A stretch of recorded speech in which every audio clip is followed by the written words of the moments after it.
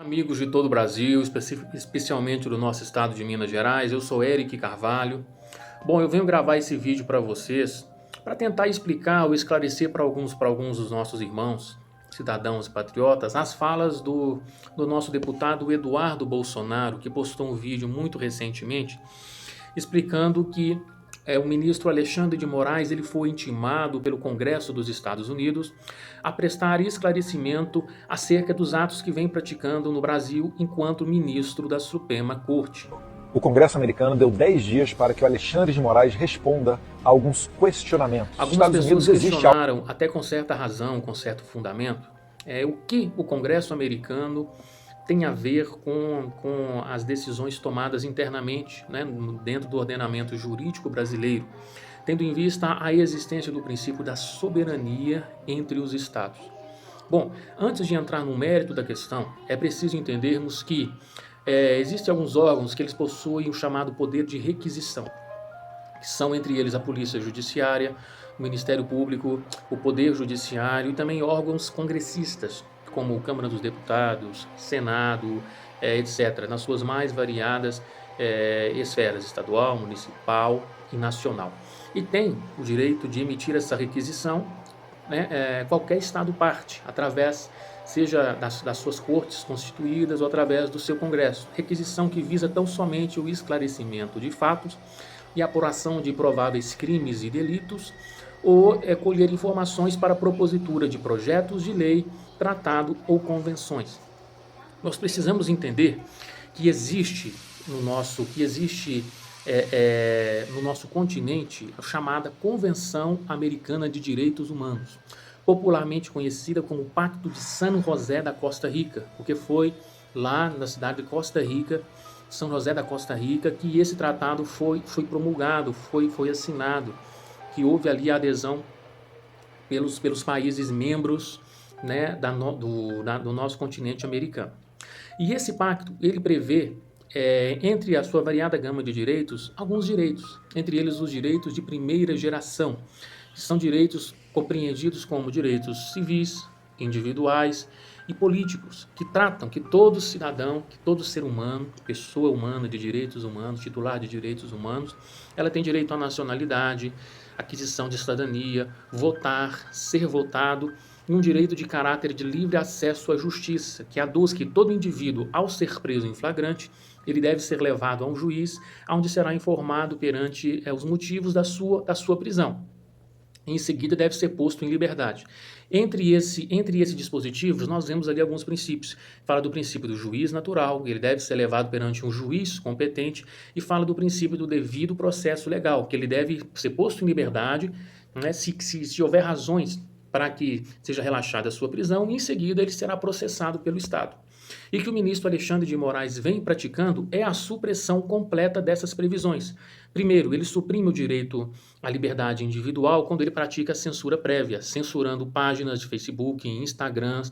jornais como Terça Livre, Bárbara, eu te atualizei, Caio Coppola e tantos outros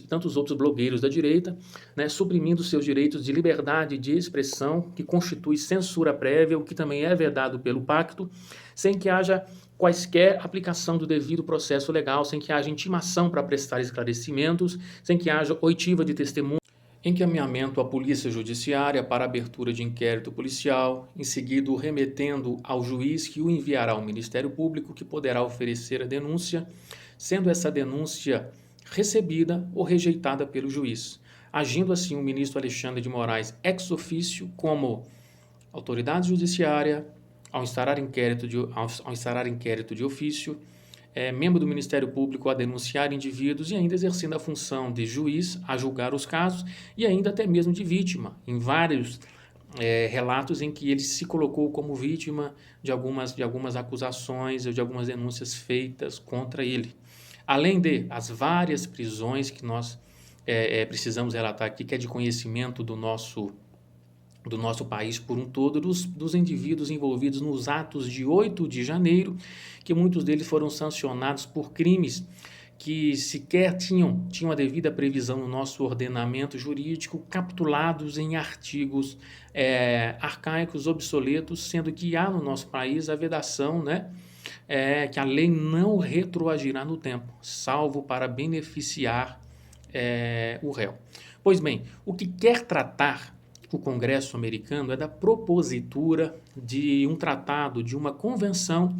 que ela visa instituir limites nas atuações dos órgãos jurisdicionais dos estados das Américas, tanto das Américas do Sul, quanto da América do Sul, quanto da América do Norte. E esse tratado, que essa proposta, que ela é originária dos Estados Unidos, ela está passando pelo Congresso americano, que tem direito como Estado parte de propor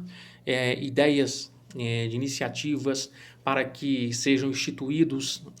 na América tratados e convenções que, em seguida, após apuração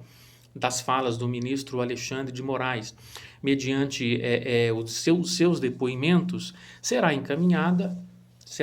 a proposta à OEA, que passará assim a convidar todos os estados americanos a aderir ao presente pacto, ou ao presente tratado, ou à presente convenção, que será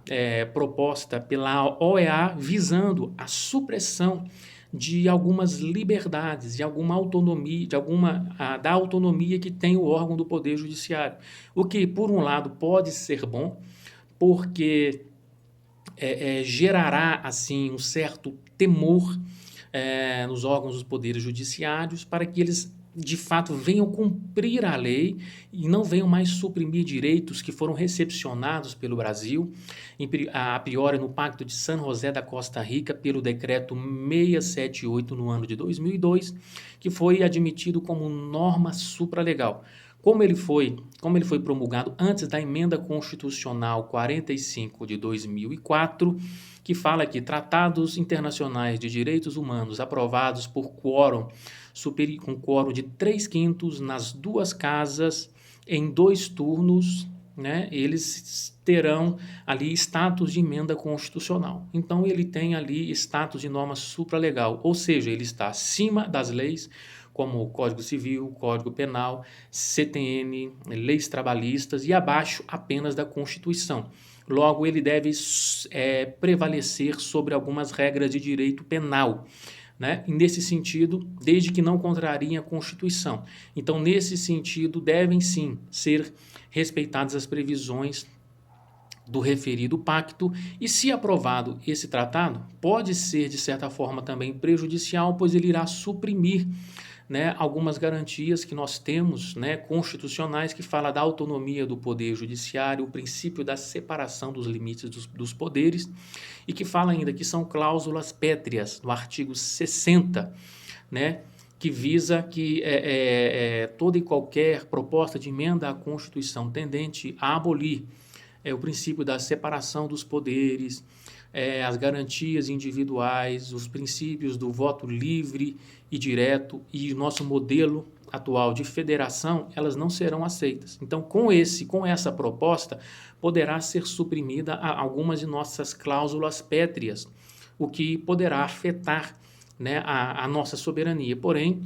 tendo em vista que o ministro Alexandre de Moraes tem praticado de forma a não respeitar em absoluto os nossos direitos e garantias, tanto individuais, previstas no ordenamento jurídico interno, como as previstas no Pacto de San José da Costa Rica,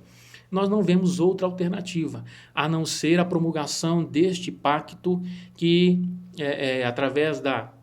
iniciativa dos Estados Unidos, submeterá os outros países membros da OEA, como Canadá, Cuba,